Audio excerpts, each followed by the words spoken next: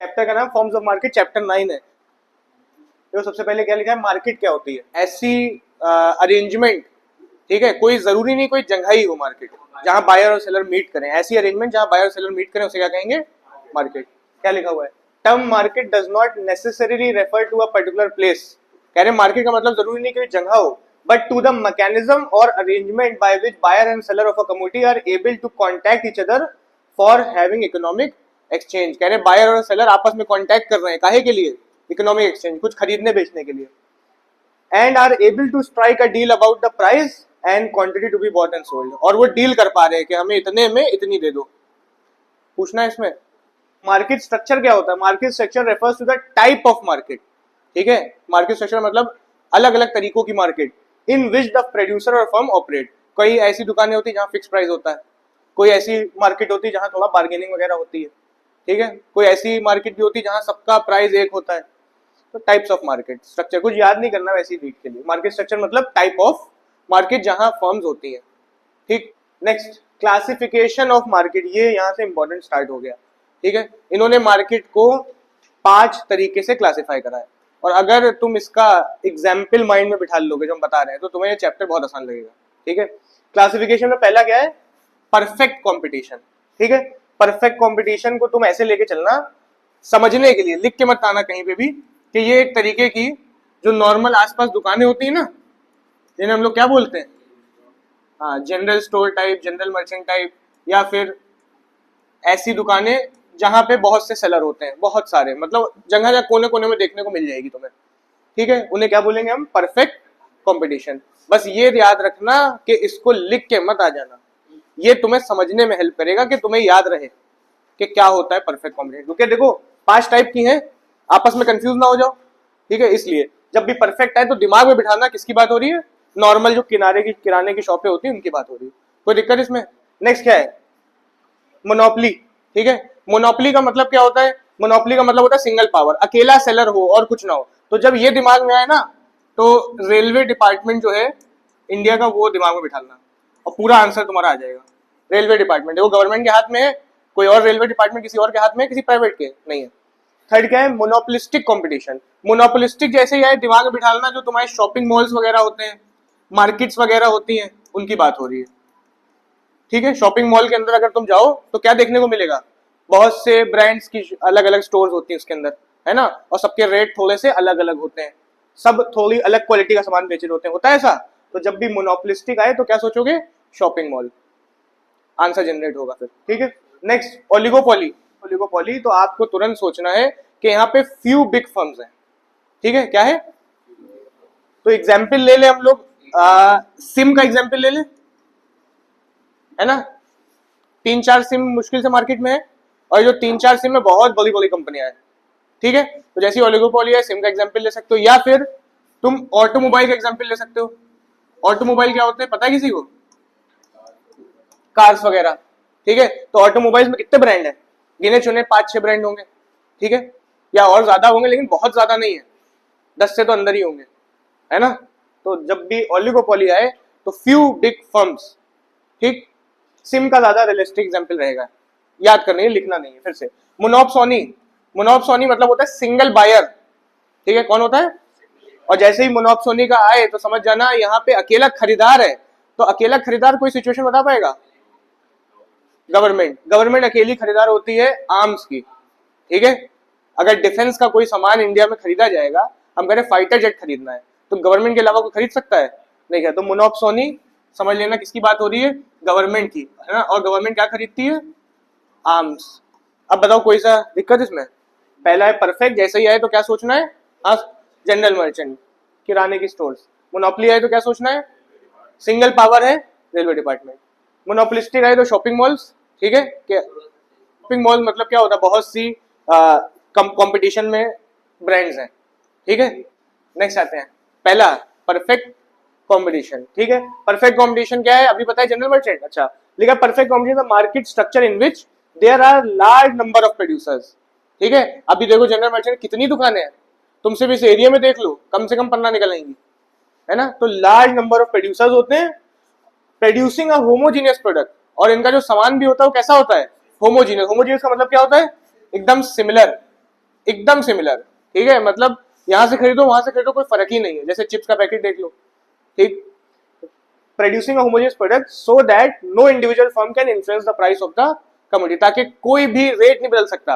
अब एग्जाम्पल ऐसे भी ले सकते हो कि तुम कहीं से भी चिप्स खरीदो, कितने का मिलेगा, 5 का है तो 5 का, 10 का है तो किसी के हाथ में ना प्राइस होता है, बहुत से सेलर होते हैं, बहुत से बायर होते हैं। तो पहला meaning perfect competition market structure in which there are large number of producers, लिखना, शॉप ना लिख देना, ये एग्जाम्पल याद करने के लिए है खाली, क्या लिखोगे, प्रोड्यूसर्स, ठीक है, ये मार्केट की बात हो रही है, दुकानदार की हमने एग्जाम्पल दिया है। प्रोड्यूसिंग अ होमो, सामान जो बना रहे होंगे एकदम सिमिलर होगा। Product so that no individual firm can influence the price of the commodity, और कोई इंडिविजुअल प्राइस को बदल नहीं सकता। क्यों नहीं बदल सकता, प्रोडक्ट तो एकदम सेम है ना, यहां से लो वहां से लो, 100 दुकानें हैं, सब जगह सेम है, एक दुकानदार कहे नहीं मेरा चिप्स 6 रुपए का है और सब कह रहे मेरा 5 का है, तो इससे कोई खरीदेगा, नहीं खरीदेगा ना। तो यही होता है कि इसमें प्राइस नहीं बदल सकता कोई। नोट एक छोटा सा है, लिखा in this type of market price is determined in the industry that is by all the firm taken together, ठीक है, मतलब यहाँ जो प्राइस चल रहा होता है सारी फर्म एक तरीके से मिलकर बना रही है, कोई अकेली फर्म नहीं बना रही है। Through the forces of market demand and supply, जिस चीज की डिमांड और सप्लाई से रेट डिसाइड हो रहे होते हैं, कोई फर्म रेट नहीं बना रही। The firm has no control over the product price, firm के हाथ में प्राइस नहीं है। An individual firm takes the price as given, अगर तुम दुकान खोलोगे और तुम्हें क्या करना पड़ेगा, उसी भाव पे बेचना पड़ेगा जिसमें मार्केट में बिकता है, अगर तुम परफेक्ट कॉम्पिटिशन में एंटर हो रहे हो, ठीक है। तुम अपने रेट रख सकते हो, नहीं रख सकते, क्यों नहीं रख सकते, क्योंकि ऑलरेडी बिक रहा है, तुम अपने रेट रखोगे तो फिर तुम्हारा बिकना मुश्किल है। फीचर्स ऑफ परफेक्ट कंपटीशन पे आते हैं, कह रहे large number of buyer and seller, अभी आपको हमने बताया परफेक्ट कंपटीशन है, बहुत सी दुकानें भी होंगी, बहुत से खरीदार भी होंगे, ठीक है। लेकिन there are large number of buyer and seller of the commodity under perfect competition, ठीक है, each too small to exert any influence of the price of the commodity by action, कह रहे इतने छोटे छोटे सेलर और इतने छोटे छोटे बायर हैं कि किसी से कोई असर ही नहीं पड़ता प्राइस पे। मतलब क्या है, मतलब हम कह रहे हैं 1 लाख दुकानें हैं, ठीक है, और 2 करोड़ खरीदार हैं, बायर हैं, सही है, एग्जाम्पल दे रहे हैं हम, 1 लाख शॉप्स हैं और बायर्स कितने हैं, 2 करोड़। अच्छा, एक दुकानदार कहे हम बेचेंगे नहीं, हम माल रोक के रखेंगे ताकि रेट बढ़ जाए मार्केट में, क्या ये पॉसिबल हो पाएगा, नहीं हो पाएगा, यही लिखा है। There are large number of buyers of the commodity, बहुत से बायर सेलर हैं under perfect competition, each too small, और इतने छोटे छोटे दुकानदार हैं कि एक दुकानदार अगर कह दे कि आज हम माल नहीं बेचेंगे ताकि अगले दिन मेरे भाव बढ़े हैं, तो ऐसा नहीं होगा, ठीक है। ऐसा ही बायर कह दे कि हम खरीदेंगे नहीं ताकि रेट नीचे आ जाए, तो ऐसा भी नहीं होगा। इतने बायर है 2 करोड़, एक आदमी ना खरीदे, डिमांड सप्लाई पे कोई असर नहीं पड़ेगा। बात समझ में आ रही है, ये सब एमसीक्यूज के लिए बहुत इंपॉर्टेंट है, ठीक है, ये बात समझ में आई यहाँ से, each too small to exert any influence on the price of the commodity, कोई दिक्कत। आगे क्या लिखा है, a competitive firm has no market power to influence the price, firms के पास में कोई पावर नहीं मार्केट की कि रेट बढ़ा या घटा सके या कुछ कर सके। It means that a firm under perfect competition cannot influence the market price by increasing or decreasing the quantity of output of the producer, कह रहे हैं ये आउटपुट बढ़ा के या घटा के प्राइस को ऊपर नीचे नहीं कर सकते, तुम चाहे ज्यादा बेचो तुम चाहे कम बेचो, रेट क्या चलेगा, जो रेट है। ये पॉइंट बहुत इंपॉर्टेंट है। लिखा है, firm is therefore a price taker rather than a price maker, कह रहे हैं इन परफेक्ट कॉम्पिटिशन में फर्म्स प्राइस टेकर होती है, प्राइस मेकर नहीं होती। प्राइस मेकर टेकर समझ में आ रहा है, प्राइस मेकर मतलब खुद रेट चुन रहे हो, इतने का बेचेंगे, प्राइस टेकर मतलब खुद नहीं चुन रहे हो, जो मार्केट में रेट है उसी पे बेचना है, आ रहा है। आगे क्या लिखा है, likewise number of buyer is so large that no buyer can influence the market price by changing his demand, और बायर भी इतने सारे हैं कि ये भी रेट को गिरा बढ़ा नहीं सकते। अगर सोचो अकेला बायर होता तो रेट बहुत बार्गेन कर सकता है वो, कैसे, कहता हम इतने का दो खरीदेंगे वरना खरीदेंगे नहीं, और कोई दूसरा बायर है ही नहीं, तो रेट गिर सकते थे, पर यहाँ इतना लार्ज है कि गिर नहीं सकते। कोई डाउट इसमें।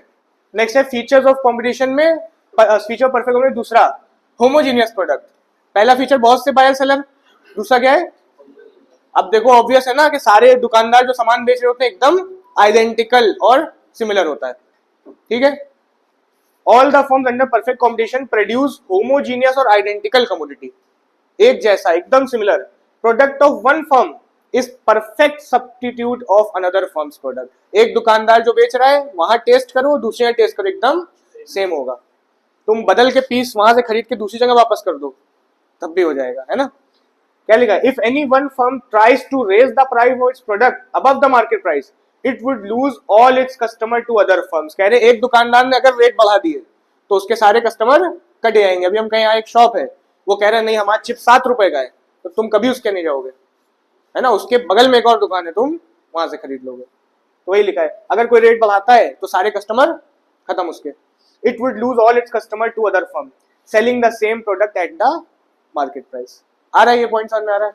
नेक्स्ट क्या है, similarly the buyer has no reason to express his preference for the product of one particular seller than of the another seller. ये क्या लिखा हुआ है, कहने बायर के पास भी कोई ऐसा नहीं है कि भैया हम इस दुकानदार से लेंगे। मान लो एक ए शॉप है, एक बी शॉप है, एक सी शॉप है, हम तो ए वाले से लेते हैं, जो करीब पड़ेगा तुम उससे लोगे, है ना।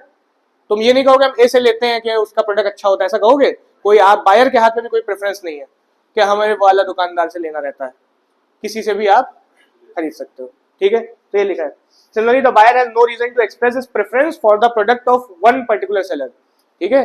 किसी एक सेलर के प्रोडक्ट की प्रेफरेंस भी नहीं होती है than of the another seller, कि नहीं दूसरों से इसका अच्छा है, ऐसा नहीं है। And so he is indifferent among the seller from हुम ही बाइज, तो वो कह रहे किसी से भी खरीद लेता है। Does a uniform price prevails in the market, तो कैसा भाव चल रहा होता है, यूनिफॉर्म, हर आदमी एक ही रेट पे बेच रहा है। तो दो फीचर हो गए, लार्ज नंबर सेलर, दूसरा होमोजेनियस प्रोडक्ट। थर्ड आते हैं freedom of entry and exit.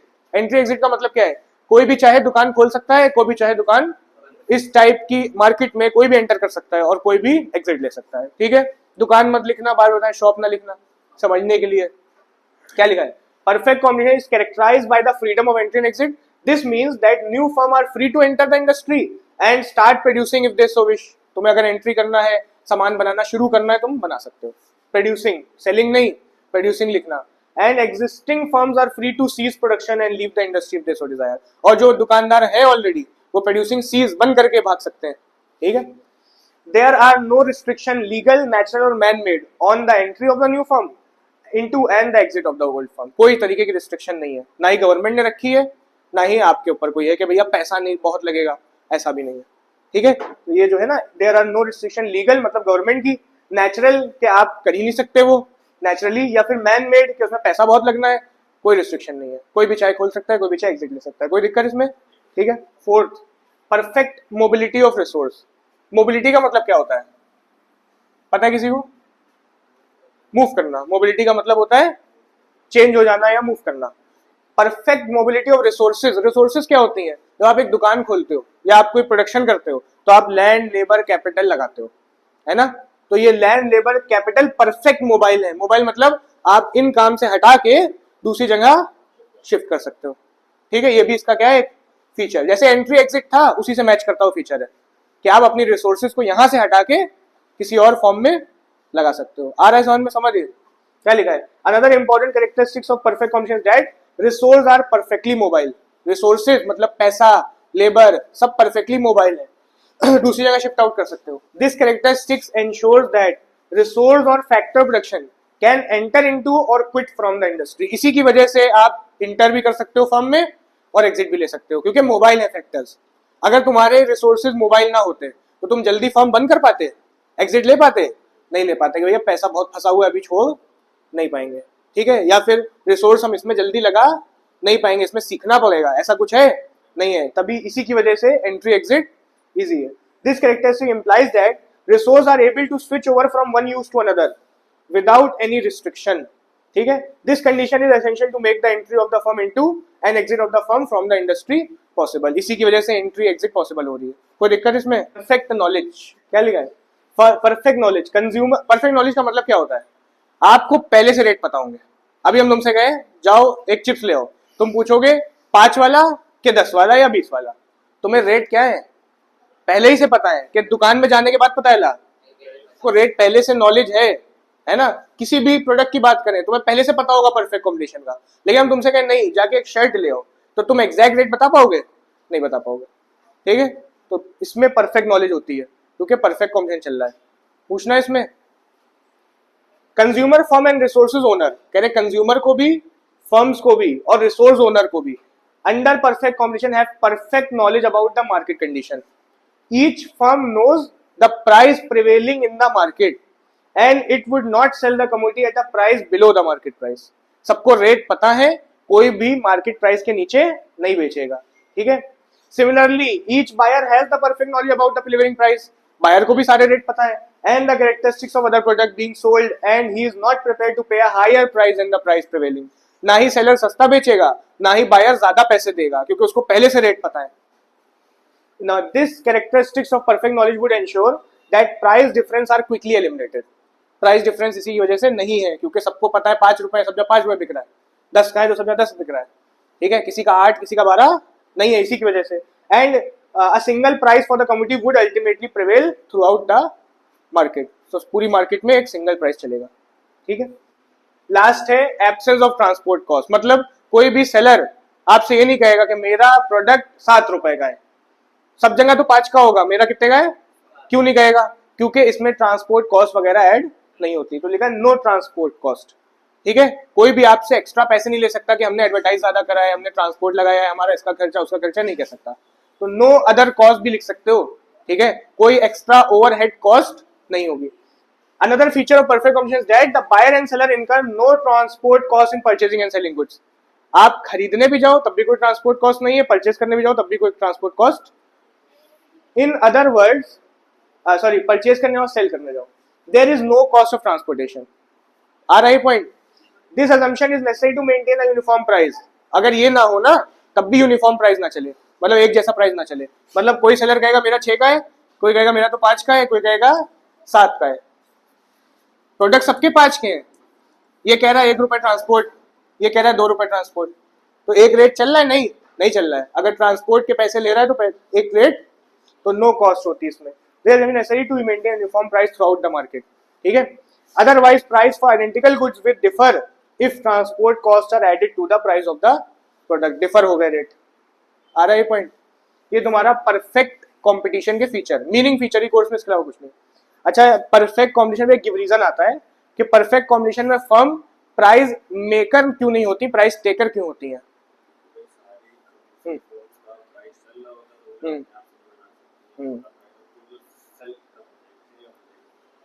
ठीक है. इसमें एक पॉइंट में आंसर था भी, यहाँ पे था, यहाँ से आंसर है. गिव रीजन मैंने तुमसे कहा कि फर्म प्राइस टेकर क्यों होती है, प्राइस मेकर क्यों नहीं होती. मेन इसमें यही होता है कि कोई फर्म अपना आउटपुट बढ़ा के रेट घटा नहीं सकती, कोई अपना आउटपुट घटा के रेट बढ़ा नहीं सकती. लिखा है competitive firm has no market power to influence the price. It means that a firm under perfect competition can not influence the market price by increasing और decreasing the quantity of output. अपनी supply बढ़ा घटा के rate, cell बढ़ा या घटा के वो चेंज नहीं कर सकती. It produces a firm is therefore a price taker rather than a price maker. यहाँ से गिव रीजन आ सकता है. ठीक है. नेक्स्ट आते हैं, एक छोटा सा टॉपिक है pure versus perfect competition. Next, pure versus perfect, बहुत ही सिंपल सा टॉपिक है, कुछ भी नहीं है. ठीक है. अगर तुमने परफेक्ट जो भी पढ़ा वही था, 6 फीचर पढ़े है ना, 6 के 6 मिला दो क्या बनेगा, परफेक्ट कंपटीशन. एक प्योर भी होता है, प्योर वर्सेस परफेक्ट लिखा है, एक प्योर कंपटीशन होता है. अगर जो परफेक्ट के पहले 3 फीचर है तुम सिर्फ वो ले लो तो प्योर बन जाएगा. ठीक. परफेक्ट के पहले 3 ले लो तो क्या बन जाएगा, मतलब the competition is said to be pure when the first 3 conditions explained above are satisfied. It means that pure competition exists when there are large number of buyer and seller who deal in homogeneous product. दूसरा feature homogeneous था ना.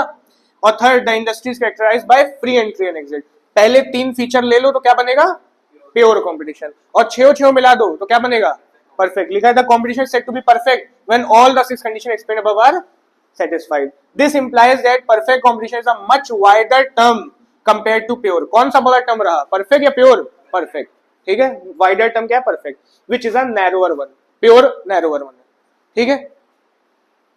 Next आते हैं monopoly. बहुत ही simple है ना. Monopoly का मतलब क्या होता है, सिंगल पावर. ऐसा मार्केट स्ट्रक्चर जहां पे क्या हो, सिंगल सेलर हो और कोई क्लोज सब्सिट्यूट उसका ना हो, क्या बोलेंगे, मोनोपोली. ठीक है. एग्जाम्पल क्या लेना था इसका, रेलवे डिपार्टमेंट. रेलवे डिपार्टमेंट का कोई सब्सिट्यूट नहीं है. क्यों नहीं है, क्योंकि भैया बिछानी होती पटरी है ना, और जो पटरी बिछानी होती है इस पे कट्टम काट खेल सकते हैं. फिर जो पटरी बिछानी होती है वो हर कोई बिछा सकता है, नहीं बिछा सकता, क्योंकि रोड सबके पास थोड़ी है। आपके पास बहुत पैसा हो, आपको जमीन थोड़ी मिल जाएगी, है ना। जमीन सिर्फ किसके पास होती है? गवर्नमेंट। खैर देखिए, monopoly, the term monopoly is derived from the Greek word namely monos and polos. Monos means single and polus means a seller, single seller. Thus, monopoly is a market structure in which there exists only a single seller or sole producer. Sole producer मतलब अकेला seller of the product which has no close substitute. Navi class से तुम्हारी ये जो soul जब भी आता है तो ये लोग जो हंसते हैं, क्या रीजन है इसलिए सबको बताओ। डिफरेंशिएट लिख लेते समझ, सोल प्रोप्राइटरशिप और पार्टनरशिप में तो समझ ने लिखा था सोल प्रोप्राइटरशिप में 100 लोग होते हैं इन्होंने छपवाया था, इन्होंने।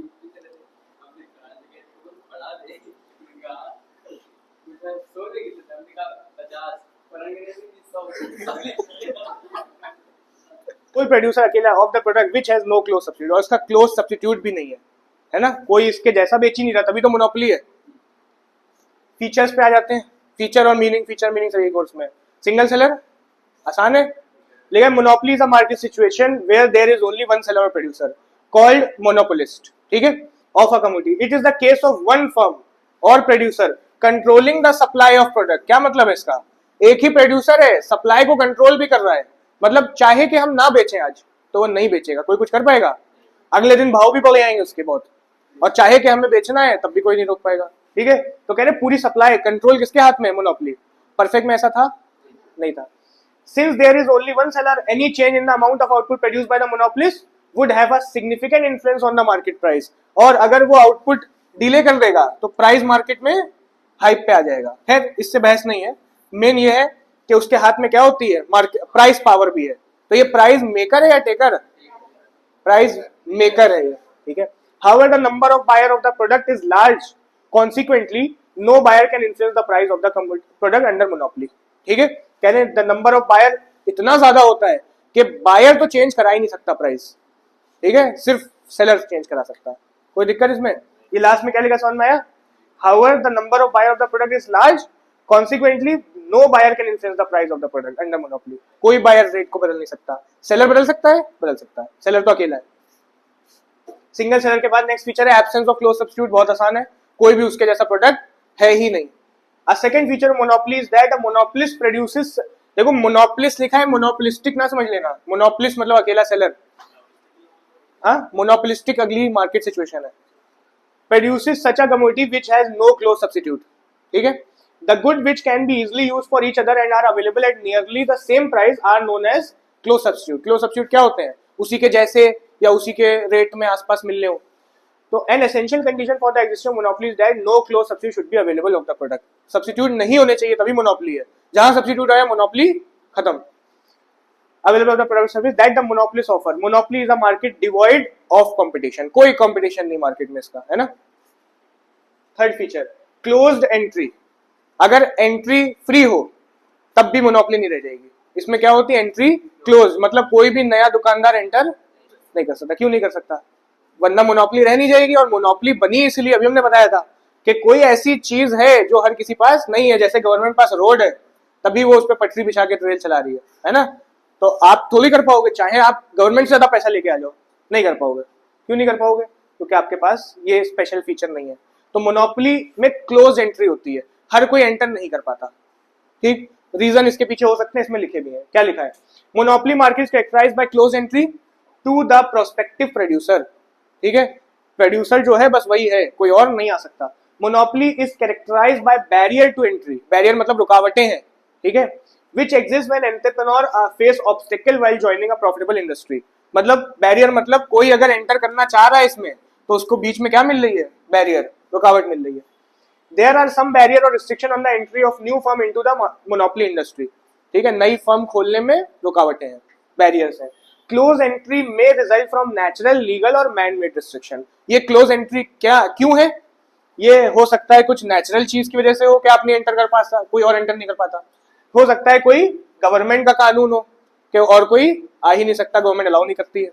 हो सकता है कोई मैन मेड रिस्ट्रिक्शन हो। मैन मेड रिस्ट्रिक्शन जैसे कि इतना पैसा चाहिए कि है ही नहीं, एक के अलावा किसी पास नहीं है। हो सकता है ऐसा, जरूर रोली गवर्नमेंट ही मोनोपोली बनाए, फर्म्स भी बना सकती हैं, ठीक है।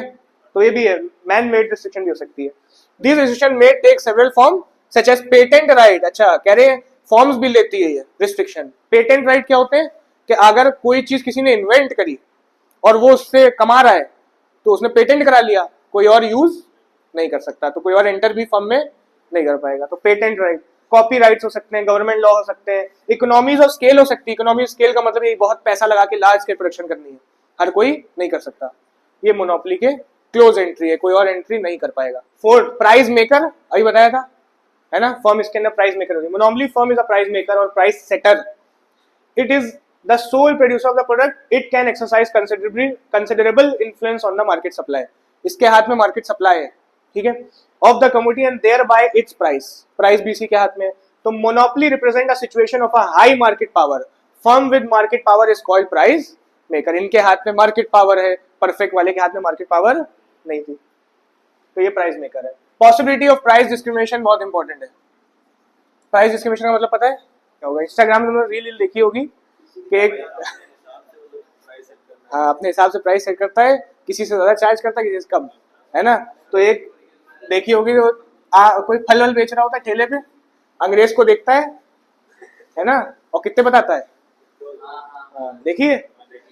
तो ये होता है प्राइस डिस्क्रिमिनेशन, ठीक है, कि किसी को कोई भाव बताना और किसी को कुछ और भाव बताना, प्राइस डिस्क्रिमिनेशन। हम दुकान खोले बैठे, हमने देखा तो वो गरीब आया है, हमने सस्ता दे दिया। हमने देखा अल्तमश आया है हमने और सस्ता दे दिया। हमने तुम ले जाओ भाई तुम फ्री में ले जाओ, हमको माफ करो बस। A monopolist may charge a single price for the product it sells or in certain cases, ठीक है, कह रहे हैं monopolist may charge a single price for the product। हो सकता है एक ही भाव में बेच रहा हो, सबको एक ही भाव में बेचता है, और in certain cases it may charge different prices for its product for different sets of consumer। ये भी हो सकता है अलग कंज्यूमर से अलग प्राइस, ठीक है। latter is a case of price discrimination। यही प्राइस डिस्क्रिमिनेशन है कि अलग सेलर अलग कंज्यूमर से अलग price. Price discrimination refers to a situation when a producer sells the same product to different buyers at two or more different prices। उसी product को किसी को महंगा किसी को सस्ता दे रहे हैं। For reason not associated, ये भी इंपॉर्टेंट है, for reason not associated with difference in cost of supplying the product to a different consumer। क्या मतलब है, सबको समझा पाएगा? कह रहे हैं हमने ये मोबाइल है, ठीक है, हमारी मोनोपोली है, सेम मोबाइल रखे हैं, 3 पीस रखे हैं, एक ए सेलर आया, एक ए बायर आया, हमने उसको 10,000 का दिया, एक बी बायर आया उसको हमने 11,000 का दिया, और एक सी आया उसको हमने 12,000 का दिया। तो ये डिफरेंट डिफरेंट रेट क्यों दिए? इसमें हमने अपने मन से बस कर दिया। ऐसा नहीं था कि ए को देने में मेरा कुछ खर्चा कम आया था, कॉस्ट, बी को देने में थोड़ा ज्यादा आया था तो उसको ज्यादा महंगा दिया, ठीक है, सी को देने में और ज्यादा आया तो उसको ज्यादा महंगा दिया। ऐसा कुछ नहीं था, मेरा तीनों का कॉस्ट से 5,000 था, लेकिन तब भी हमने क्या करा? डिस्क्रिमिनेशन। यही लिखा हुआ है, for reason not associated with the difference is cost of supplying. मेरा कॉस्ट प्राइस सबका सेम था, तब भी हमने अलग अलग भाव पे बेचा। आ रहा है पॉइंट, ठीक है। Cost of supplying the product to different consumer, इस ये अलग भाव पे जो बेचने का रीजन ये नहीं था कि मेरी कॉस्ट अलग थी, मेरी कॉस्ट सेम थी, तब भी हमने अलग बेचा। लिखा for instance Indian railway charge lower freight rates for transportation for transporting essential product like fruit products, coal etcetera. कह रहे गवर्नमेंट रेल से ट्रांसपोर्ट कराने में एसेंशियल प्रोडक्ट सस्ते में करा देती है as compare to transportation of other products, लेकिन अदर प्रोडक्ट्स होंगे तो उसके महंगे पैसे लेती है, ठीक। In the same way electricity board sells electricity at a cheaper rate for agriculture use than for domestic use. खेती बाड़ी वालों को बिजली सस्ती मिलती है, आपको घर में बिजली थोड़ी महंगी मिलती है, कमर्शियल वालों को और महंगी मिलती है। तो ये डिस्क्रिमिनेशन है, एग्जाम्पल ले रहे हैं। All these are example of price. अब बिजली तो उसी भाव में बन रही है, चाहे तुम कमर्शियली यूज करो, चाहे तुम एग्रीकल्चर में यूज करो, चाहे तुम घर में यूज करो, लेकिन रेट अलग अलग है। प्राइस डिस्क्रिमिनेशन पूछना है, इंपॉर्टेंट है, सिर्फ सेपरेट फीचर भी पूछा जाता है कि प्राइस डिस्क्रिमिनेशन एक्सप्लेन करो एज अ मोनोपोली, ठीक है। ये तुम्हारे कंप्लीट हो गए थे मोनोपोली के फीचर। नेक्स्ट आता है क्या? मोनोपोलिस्टिक। मोनोपोलिस्टिक में क्या एग्जाम्पल लेना माइंड में? शॉपिंग मॉल्स ले लेना बस, कि शॉपिंग मॉल में घुसे हो, ठीक है, या फिर एक मार्केट भी ले सकते हो, ठीक है, जैसे कि एक समझने के लिए बार बार बता रहे हैं, ठीक है, लिख के मत आना किसी में भी। जैसे तुम एक मार्केट ले सकते हो जहां तुम कपड़े खरीदने आते हो, कोई भी हो सकती है, अपने एरिया में करें तो अमीनाबाद, हजरतगंज और सदर बाजार, ठीक है। फिर क्या लिखा है, monopolistic competition is the form of market in which there are large number of seller of a product, ठीक है। कह रहे हैं बहुत से सेलर है, होता है ऐसा, आप शॉपिंग मॉल एंटर करते हो बहुत से सेलर होते हैं, नहीं होते, with each seller selling somewhat different but close substitute, सबका प्रोडक्ट हल्का हल्का क्वालिटी में अलग है लेकिन क्लोज सब्स्टिट्यूट है। क्लोज सब्स्टिट्यूट मतलब सब शर्टें बेच रहे हैं, किसी की अलग कंपनी है, किसी की अलग कंपनी है, सब जीन्स से बेच रहे हैं, किसी की अलग कंपनी है, किसी की अलग कंपनी आ रहा है समझ में, किसी का कलर अलग है, डिजाइन अलग है, फैशन अलग है, फीचर अलग है, ठीक है।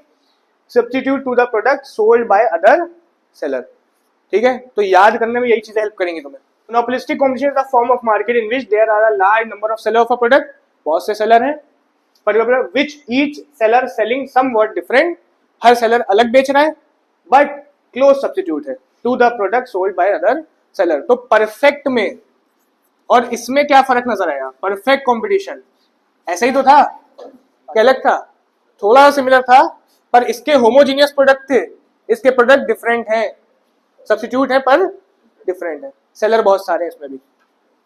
नेक्स्ट बदले फीचर्स पे आते हैं। पहला फीचर क्या है, large number of buyer seller, बहुत से सेलर बहुत से बायर, ये फीचर मैच कर रहा है परफेक्ट से, ठीक है। मोनोपोली में लार्ज नंबर ऑफ बायर थे, सेलर नहीं था, ठीक है। क्या लिखा है, the first characteristic of monopolistic competition is that number of seller is large, firm can follow an independent price policy, important, कह रहे फर्म इंडिपेंडेंट प्राइस पॉलिसी चला सकती है। इंडिपेंडेंट प्राइस पॉलिसी का मतलब क्या है कि वो अपने रेट चुन सकती है ना।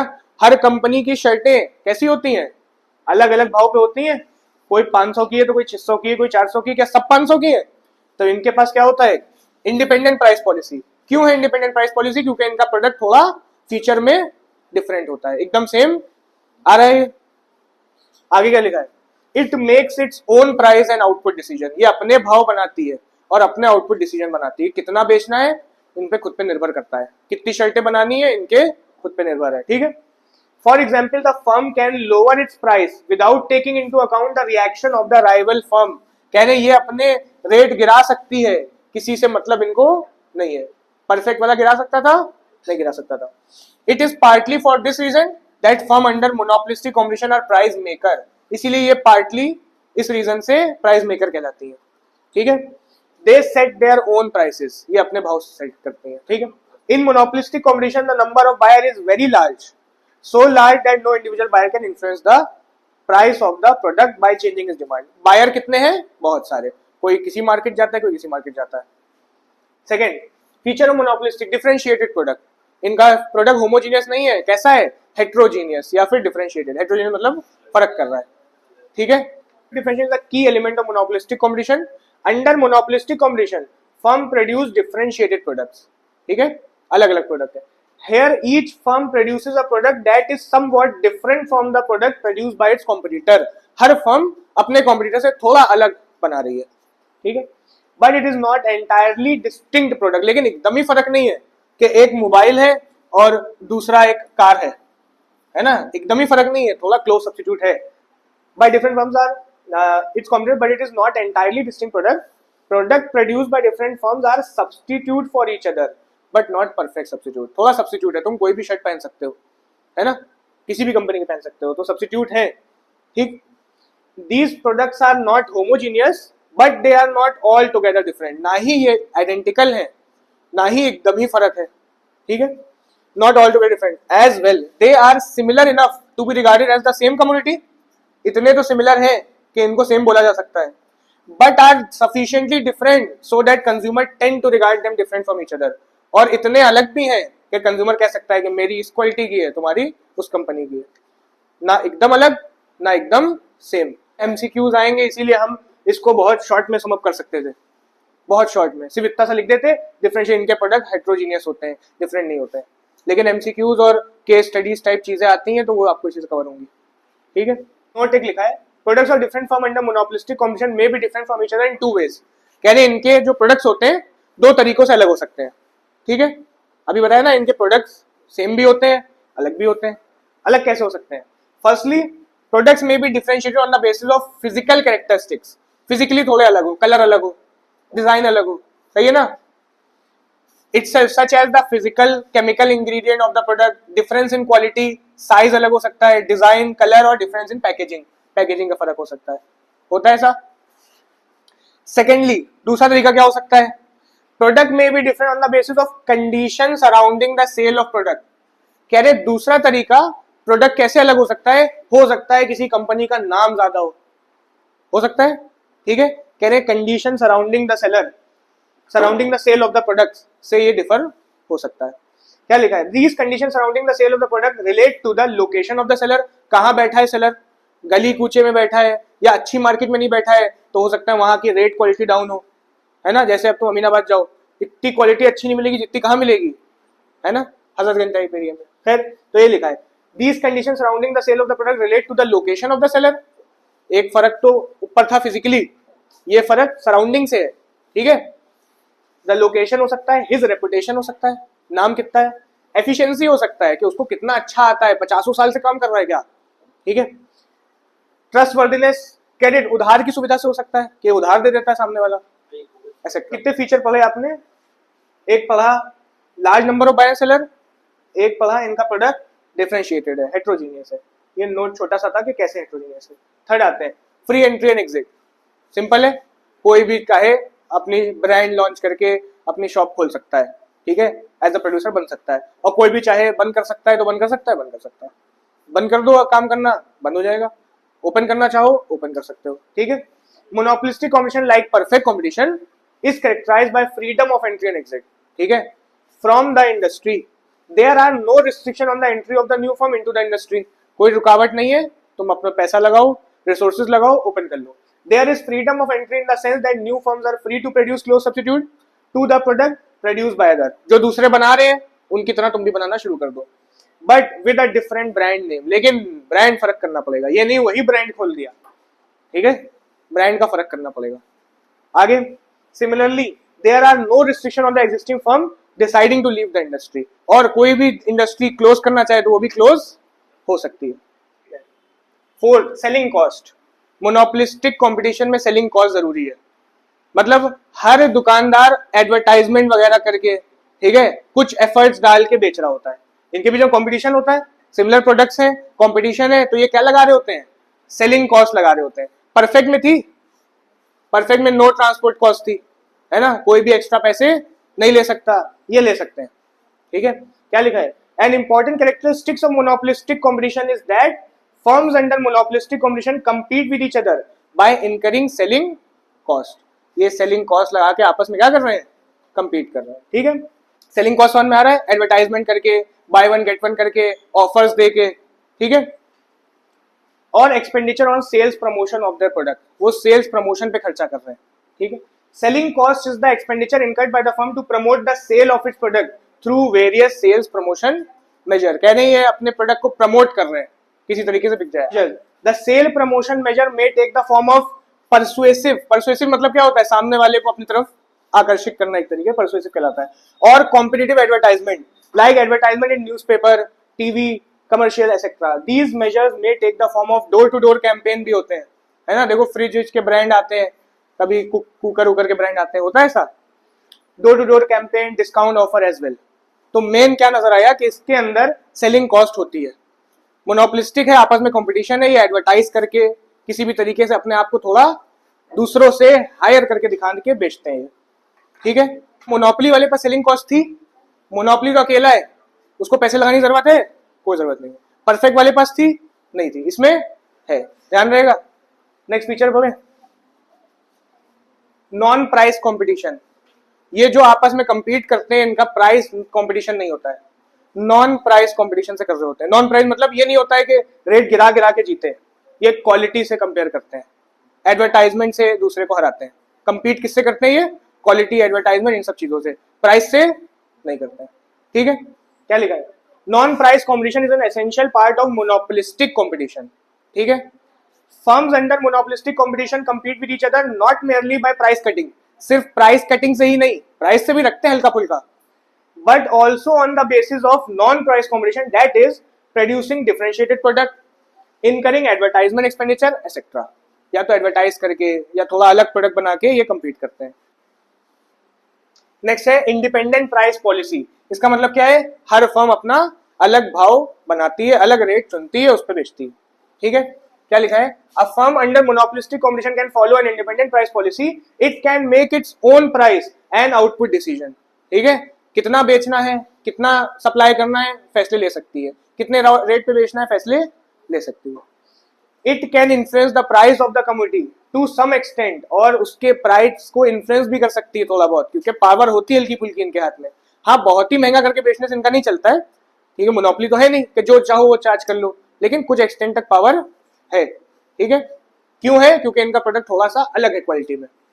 It means that a firm under monopolistic competition is the price maker for its product, thus firm under monopolistic competition set their own prices, ये प्राइस मेकर है, but the market determines the amount of sale at this prices. हमने कहा हम अपना piece, सब competitor, किसी का 500 है, किसी का 400 है, किसी का 600 है, हम आए, हमने कहा हम अपना प्रोडक्ट 1200 में बेचेंगे।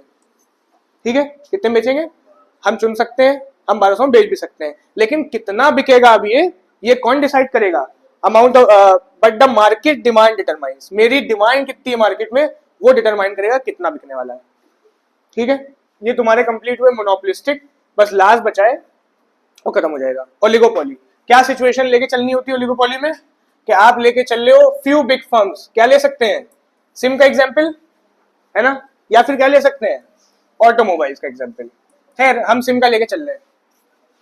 ठीक है, क्या लिखा हुआ है? Is that form of market structure in which there are a few firm selling a product so that there is intense competition among them. कह रहे कुछ ही फर्म्स हैं सामान बेच रही हैं और फ्यू बिग फर्म्स हैं, तो इनके बीच कैसा कंपटीशन है? Intense competition. ठीक है, सिम का एग्जांपल तुम ले, बहुत अच्छा है कि अगर देखो एक फर्म रेट गिराती है तो दूसरों को भी गिराना पड़ता है तुरंत, और बढ़ाती है तो सब मिलके बढ़ाते हैं। क्यों मिलके बढ़ाते हैं उसकी बात हम करेंगे, लेकिन मेन इसमें क्या है? इंटेंस कंपटीशन होता है इनके बीच। ठीक है, क्या लिखा है? How few should be the seller to call it a situation oligopoly. कितने सेलर होने चाहिए कि ओलिगोपोली कहलाएगा?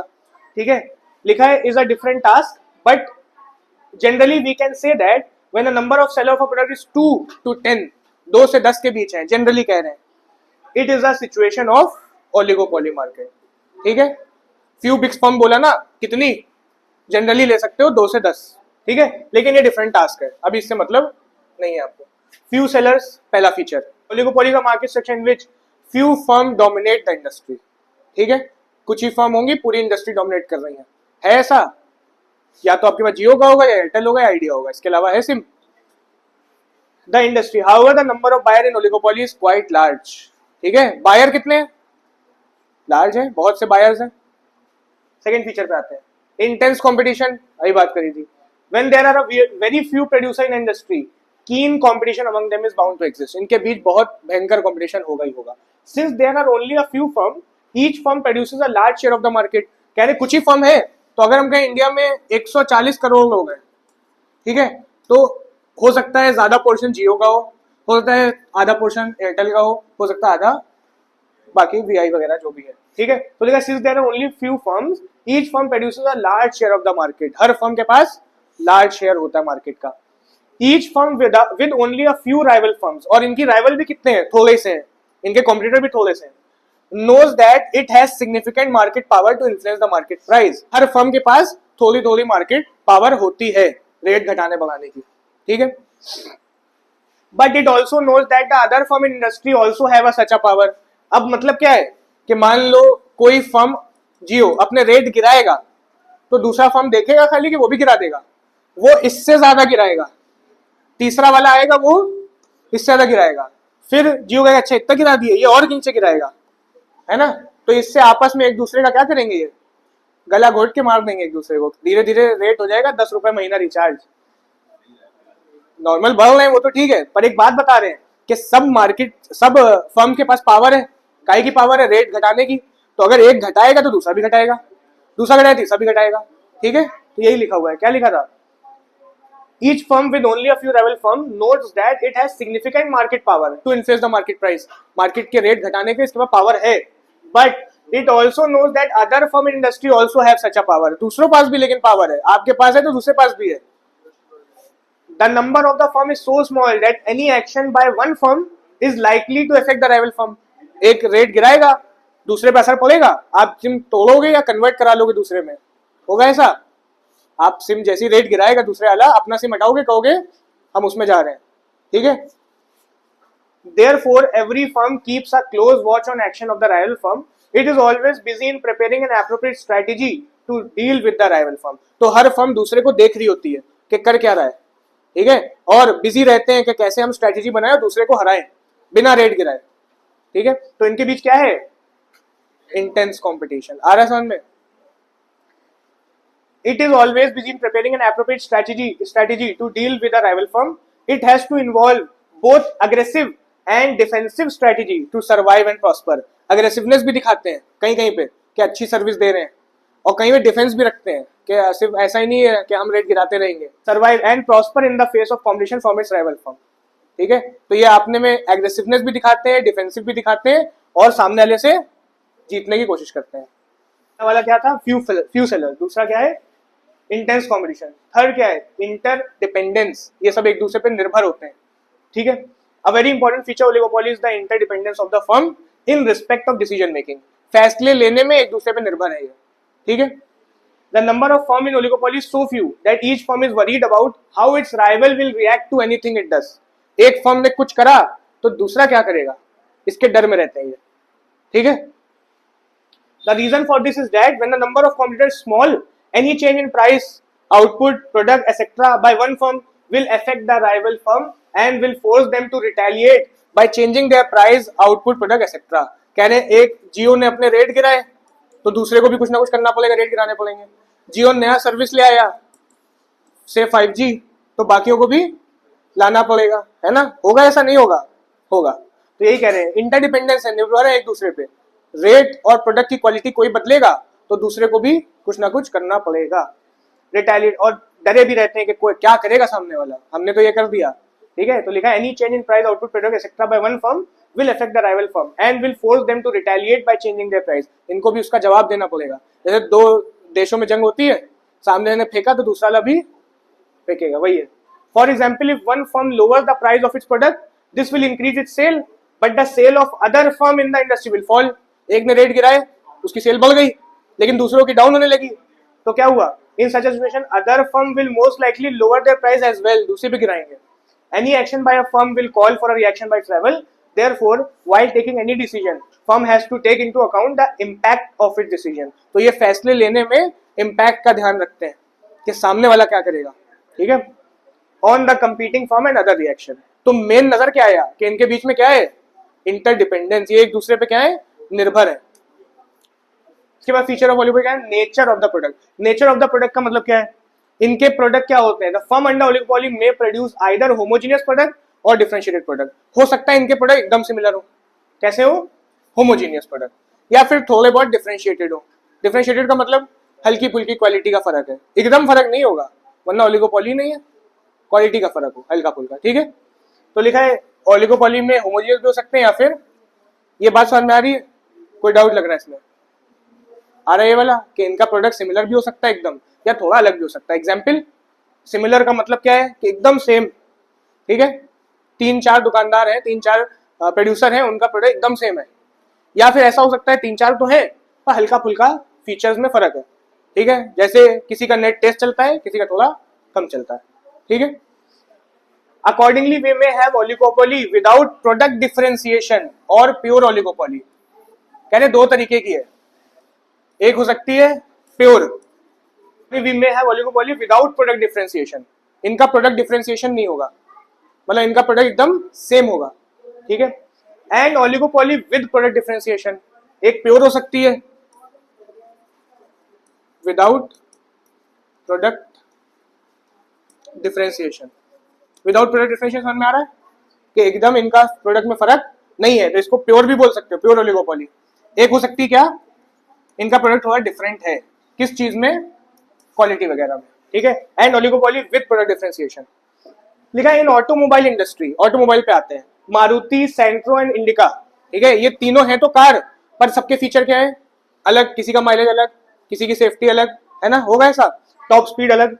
Are the example of differentiated oligopoly, किसमें आ रहा है ये, डिफरेंशिएटेड में, क्योंकि इनकी फीचर्स अलग अलग है। On the other hand cooking gas of Indane, पुरशेन are the example of pure oligopoly. Cooking gas है, चाहे इस कंपनी की हो, इंडियन की, चाहे बुरशेन की होगी, तो एकदम क्या सिमिलर। तो ये क्या है, प्योर। कंपनी अलग है पर है तो similar. Importance of selling cost लिखा है fifth feature, in the view of intense competition interdependence of firm under oligopoly, firm compete with each other through various sales promotion। ये आपस में compete कैसे करते हैं, सेल्स प्रमोशन लगा के। इंटेंस कॉम्पिटिशन है, इनको सेल्स प्रमोशन करने पड़ेंगे। सेल्स प्रमोशन क्या होते हैं, advertisement type, door to door campaign, measures like price cutting, discount, door to door campaign, advertisement etcetera. ठीक, therefore there is a great importance of selling cost and advertisement under oligopoly market structure. कह रहे हैं बहुत importance है selling cost की इसके अंदर, इनको एडवर्टाइज करके थोड़ा खर्चा करके इनको अपने आप को आगे बढ़ाना पड़ता है। Advertisement is a full swing under oligopoly.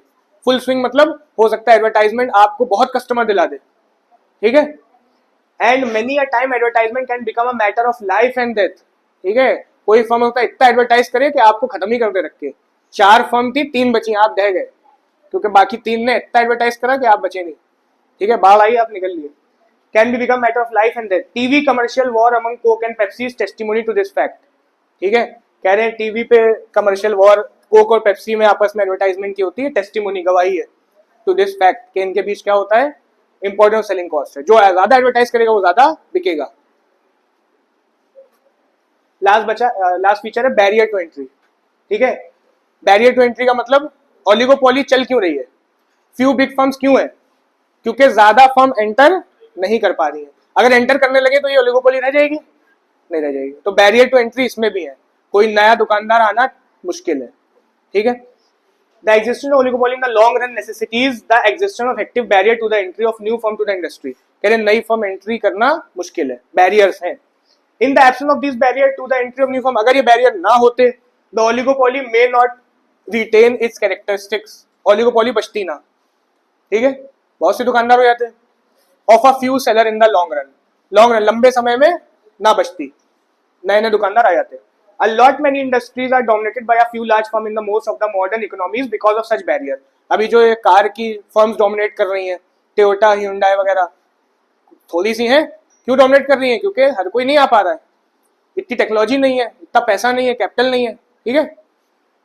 Some major barrier to entry are economies of scale, large scale production, ठीक है। आप अगर अकेले कार बनाने बैठोगे करोड़ों की बनेगी, बिक रही है 10 लाख की, खरीद लो। क्यों, क्योंकि लार्ज स्केल वो कर रहे हैं production. Cost advantage of the existing firm, पहले से काम कर रहे हैं तो बहुत सस्ता इनकी प्रोडक्शन कॉस्ट आती है। Price cutting, control over important inputs, patent है कुछ लोग के पास टेक्नोलॉजी के, कि उनकी टेक्नोलॉजी है, आप यूज नहीं कर सकते। These factor prevent the entry of new firm and preserve the oligopoly. ये एंट्री की जो रिस्ट्रिक्शन है ये ओलिगोपोली को प्रिजर्व करे, बचाए हुए। पूछना इस फीचर में, तो 6 फीचर खत्म हुए किसके, ओलिगोपोली के। बस ये लास्ट पेज। मोनोप्सोनी सिर्फ मीनिंग कोर्स में और कुछ नहीं है। मोनोप्सोनी क्या होता है, सिंगल बायर, अकेला बायर मोनोप्सोनी कहलाता है, ठीक है।